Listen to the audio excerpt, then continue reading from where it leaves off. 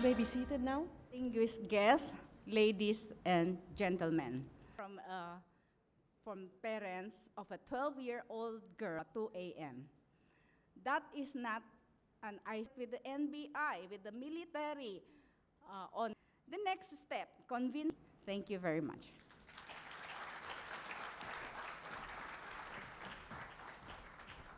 Thank you very much, Tessie Angsi.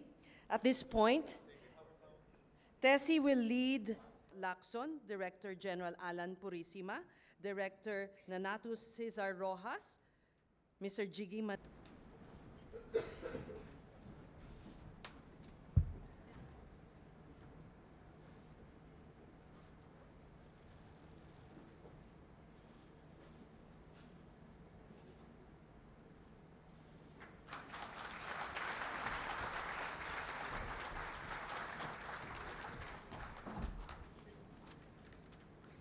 Thank you very much. Excellency, the President of the Republic of the Philippines, Benigno Noynoy Aquino III.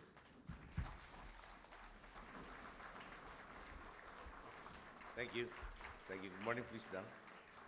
Secretary Maroas, Secretary Laila de Lima, Secretary Edwin Lacerda, Senator Pamplona Lacson, Architect, but all must stand together in facing and handling these crimes and cases, but just to remember that once upon a time, we did have to stand together in this manner to solve a problem. Hopefully, in the not too distant future, this will be a memory, bad memory of that, but a memory also of the strength of our people.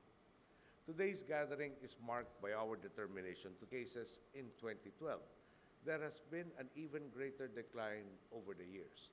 In 2009, cases which involves our policemen visiting houses of identified holders of expired firearms licenses with the goal of having these licenses renewed. Good day and thank you.